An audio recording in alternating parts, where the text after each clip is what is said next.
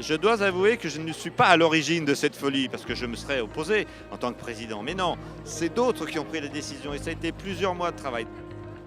Je suis satisfait qu'on soit parti d'une idée un peu folle qui semblait difficile à réaliser et qu'après seulement 5 mois finalement de boulot, avec plein de gens de bonne volonté, avec des profils très différents, des âges très différents, des ingénieurs, des artistes, des gens jeunes, des gens moins jeunes, et que tout ça soit aggloméré autour d'un projet commun que chacun s'est approprié et qui fait que maintenant on a fait un sacré chouette truc tous ensemble et ça c'est un super bon feeling.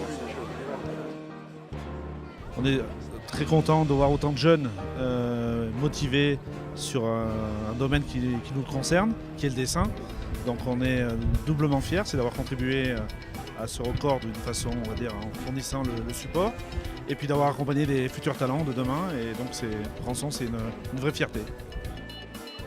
Christophe est totalement fou d'avoir lancé là-dedans, c'est très clair, mais on refera avec grand plaisir. La toute première impression, ça a été une impression, juste pas, on était enthousiaste, on se dit c'est un pari fou, c'est très original, on était très emballé à l'idée de faire 1 kilomètre de bande dessinée. Donc on était le 27, top départ, 18h, les choses se mettent en place, quelques hésitations, et puis en fait au bout d'une demi-heure, ça y est, les premières planches commençaient à sortir, ça y est, on visualisait finalement ces 6 mois de préparation sur des premières planches qui sortaient, on s'est dit ah ouais, ça va ressembler à ça. Ah ouais, ça va être bien.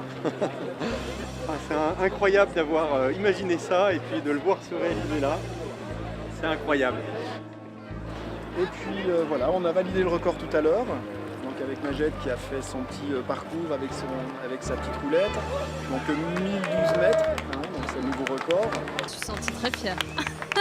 Pas de moi, je vous rassure, parce que j'ai pas fait grand chose. Il s'agissait juste de faire rouler l'odomètre. C'était marrant parce que ça a été une occasion d'émulation finalement, une occasion aussi de faire se rencontrer des étudiants qui là encore ne se connaissaient pas forcément, ne se côtoyaient pas forcément, des étudiants en art, les dessinateurs de l'école Émile Cole, et puis des scientifiques, les CAM, l'école centrale.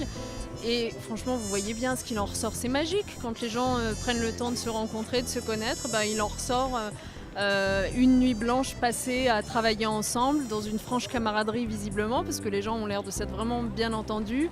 Il en ressort 1000 planches qui ont réussi à être réalisées en un temps record.